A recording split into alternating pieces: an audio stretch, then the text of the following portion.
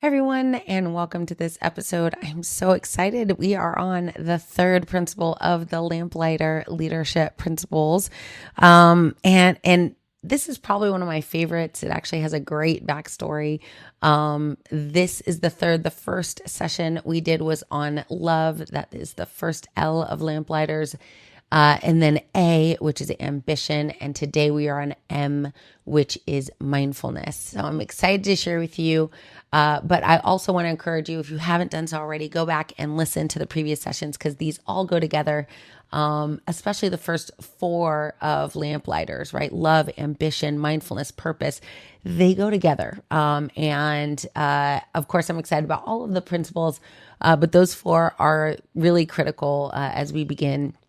But today, the concept of mindfulness, the reason this is interesting to me is because back in the day, 10, 11 years ago, I was on the Amazon Alexa team. And when I was on the Amazon Alexa team, I wanted to build, mindfulness and prayer applications, and I wasn't really supported to do that, right? Like they were kind of like, nobody needs mindfulness. That's a dumb idea. I even remember in the early days when it wasn't working, everyone was like, see, I told you this is a bad, like people were just constantly looking for reasons for why it should fail. But I was persistent, resilient. Some of our other Lamplighter principles, I really, as a mom, as a caregiver, as a special needs mom, I really was like, mindfulness is key. And if I can just get a moment of mindfulness, a moment of peace, without having to pick up my phone, without getting distracted by email or a meeting I need to attend, just to ask Alexa for 1 minute of mindfulness, this would be a beautiful thing for me. And so that's exactly what I did, and how that concept was born kind of in my desire to combine mindfulness as part of what I consider to be the 12 most important principles and virtues of a leader, especially an AI leader today, right? I think every leader is going to be either leveraging or certainly be experiencing the impact of AI in their organization, in their teams.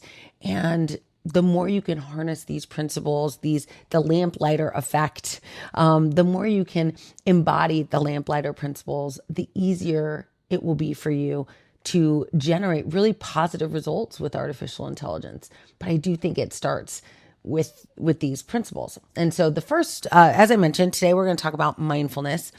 And I think, if I look back, mindfulness for me was always kind of intertwined with meditation, though I do recognize that they are completely separate things. But they were often intertwined with meditation. So at a very young age, I think my dad introduced me to sitting still and listening to that still small voice within myself.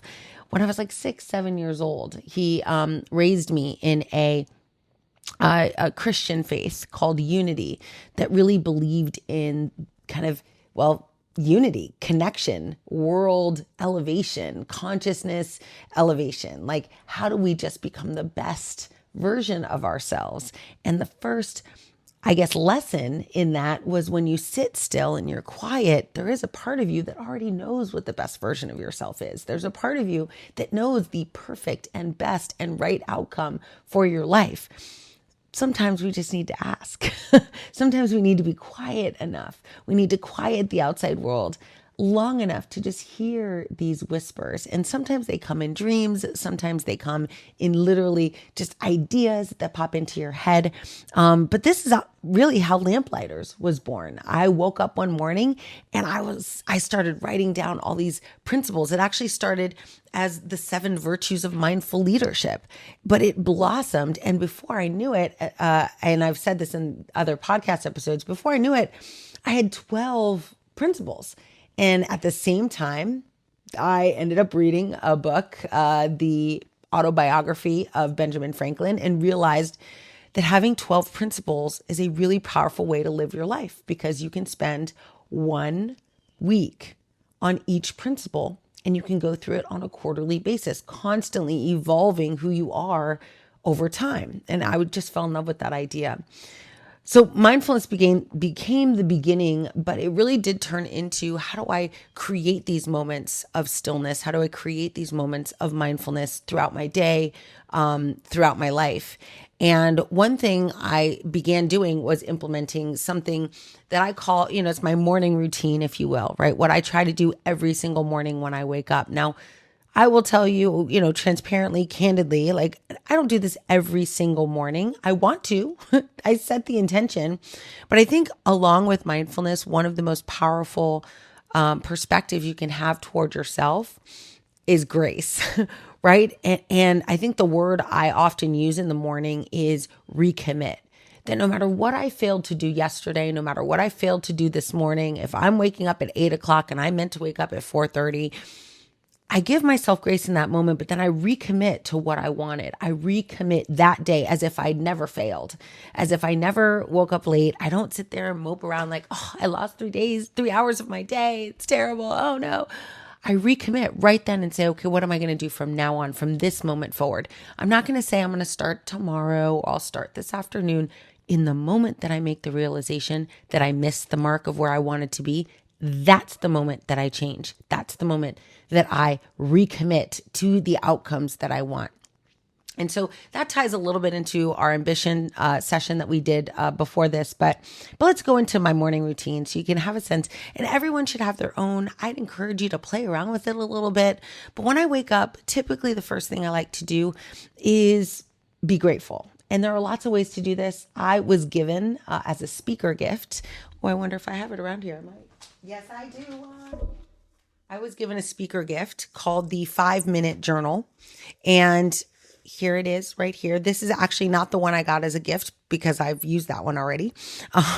But this 5-Minute Journal, when you wake up every single morning, this one's purple. This is actually from, we'll talk about them in a little bit, another part of my routine. This is from Othership, which is a really cool place in New York and in Toronto and hopefully in Miami soon. But this journal is part of my morning routine, but the activity is really gratefulness.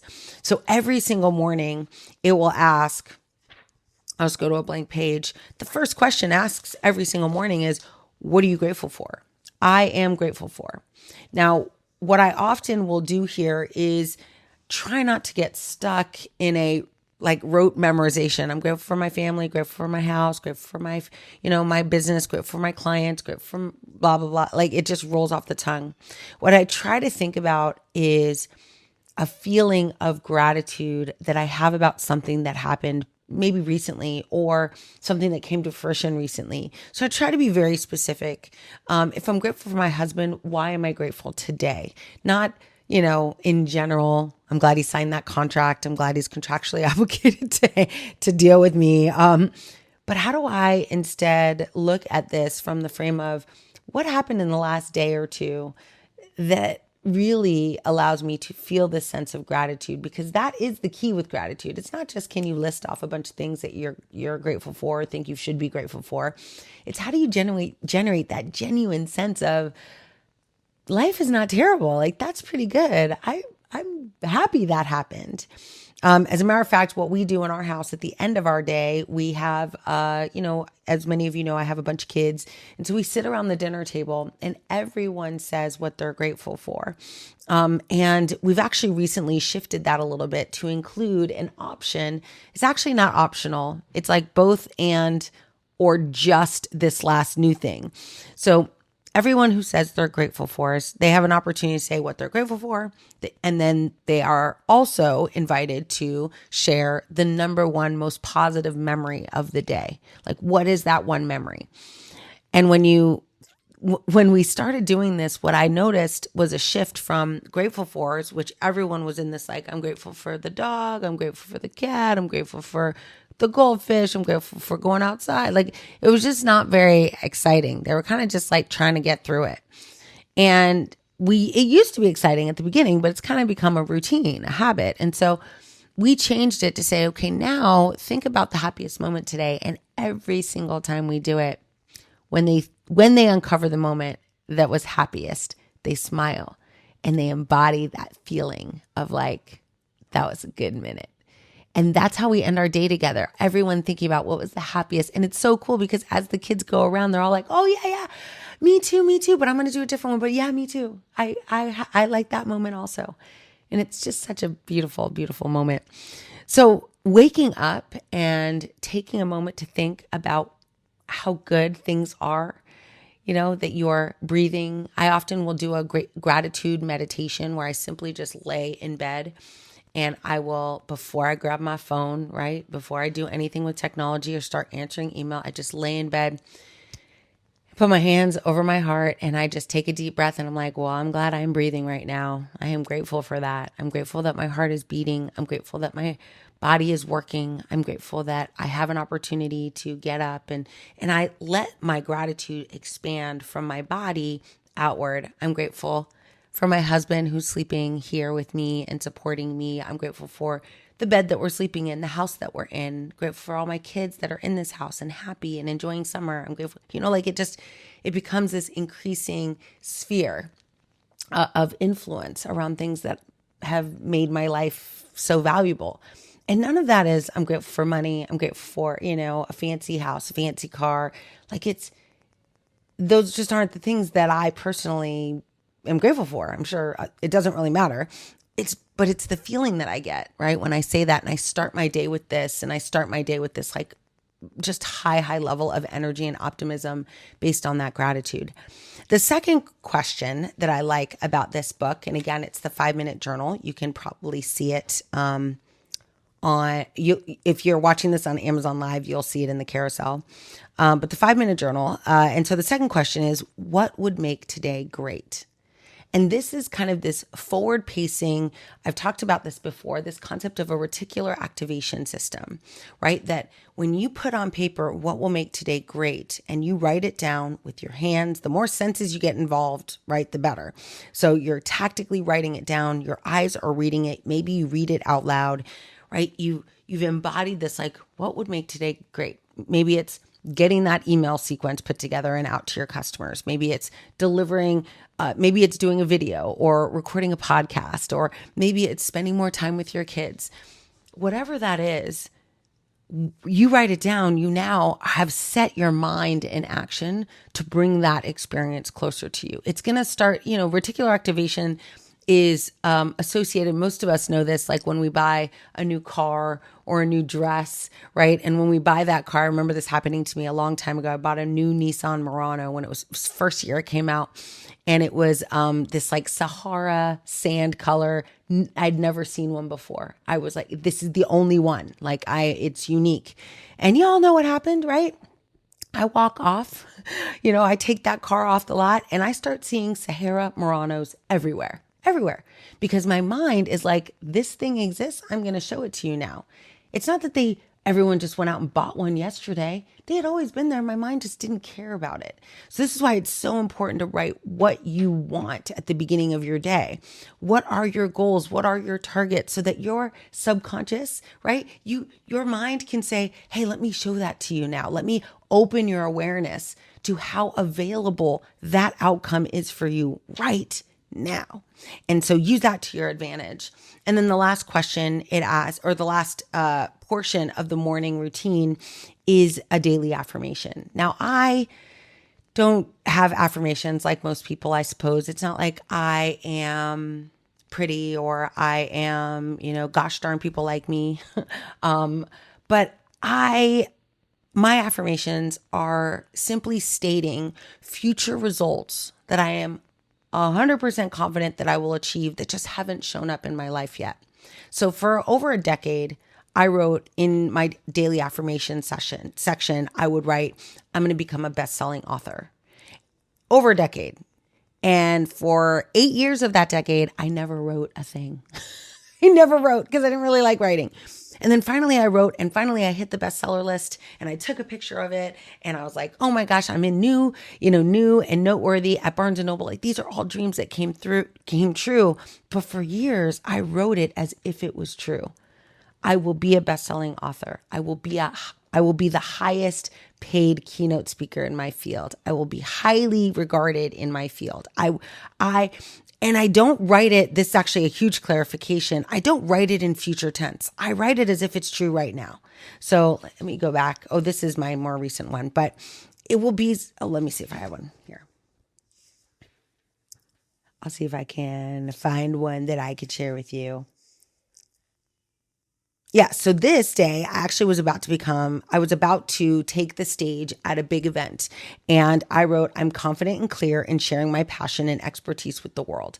So that was me affirming like this, I'm going to be clear, confident. I'm going to be able to share my perspective, my ideas with the world. They will, receive that with joy and excitement.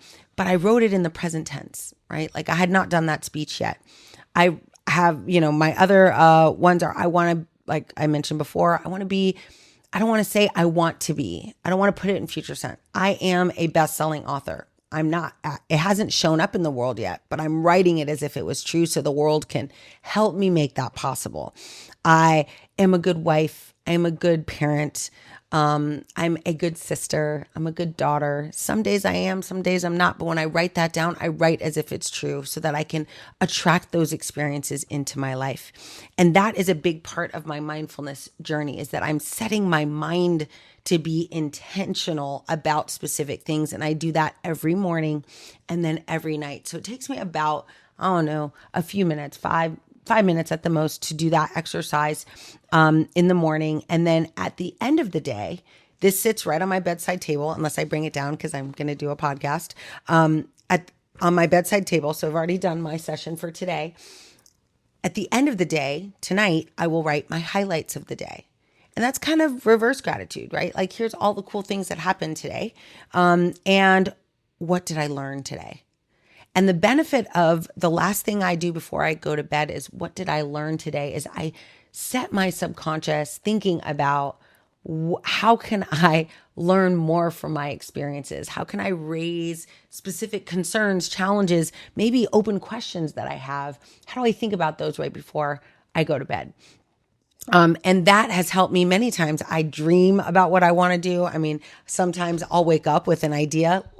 The leadership acronym came to me when I woke up. I also created another program called Lovefluencers. The whole thing came to me when I woke up on a Sunday morning because I set this intention right before I go to bed. What have I learned? How can I get the most use of my brain power, even if I'm sleeping? All right. So that part, that morning routine, right? That is my morning where I actually do both, right? Either I wake up and I do a gratitude meditation. I grab my book.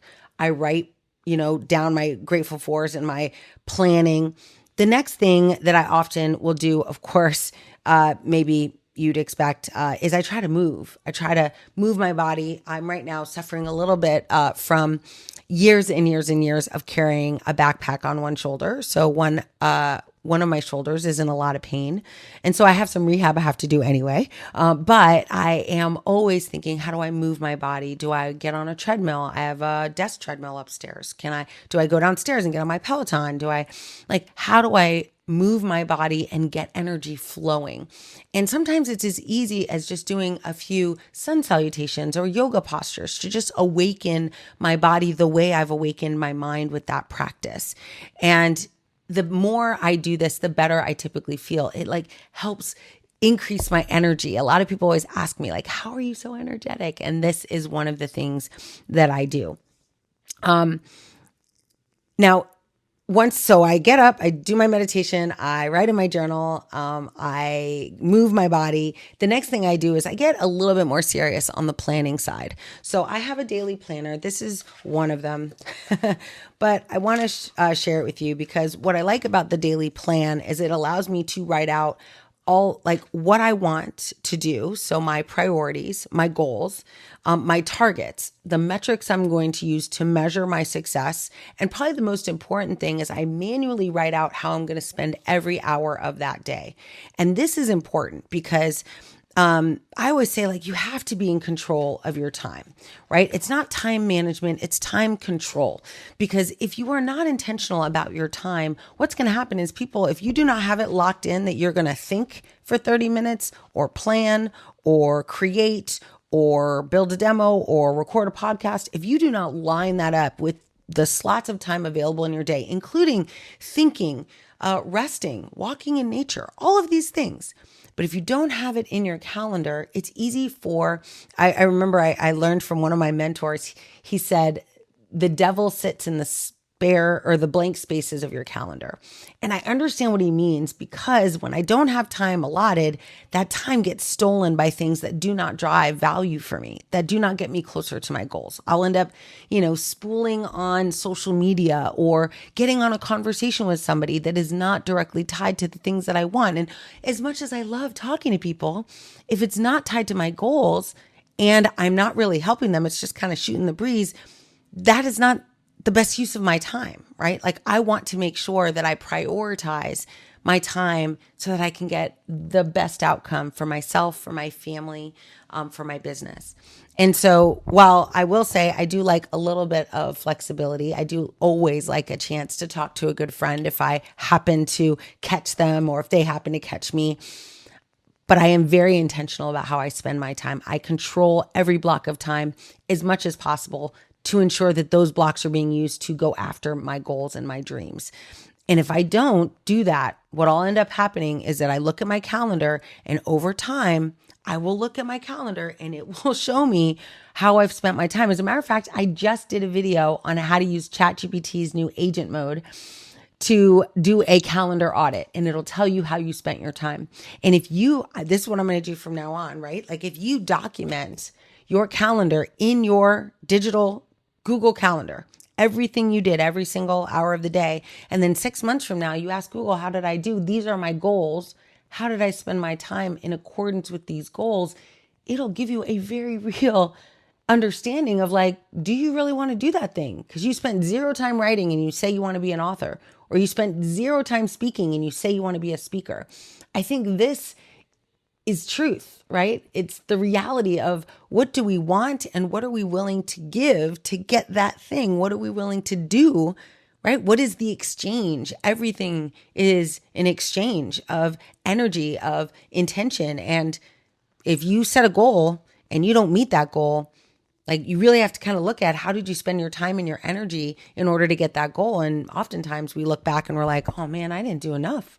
And that is what this type of intention sets up. Okay. So I have a couple other things I want to talk to you about. With mindfulness, I want to give you a couple tools that you can use to become more mindful. One of them is what's called the Tic Tac or M&M meditation.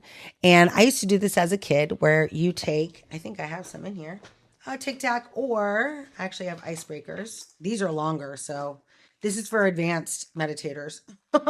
I think I have some Tic Tacs in here, but you take one, a mint, or an M&M. M&Ms are nice because there's chocolate involved. But you take a mint, you put it in your mouth, you close your eyes, and you focus solely on dissolving the mint or candy. Don't chew it, right? Don't crunch it. Just let it dissolve naturally. And your mindfulness is not meditating and trying to connect with that inner part of yourself. It's just setting your mindful intention on a single thing, focusing your attention.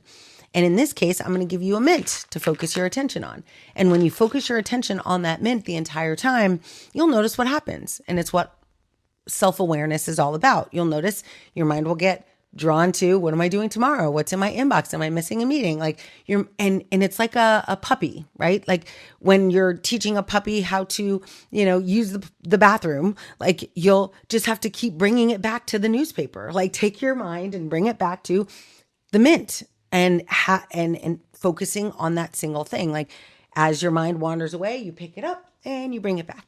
And your mind wanders again and you pick it up and put it back. The art of mindfulness is actually in your ability to train your mind to refocus.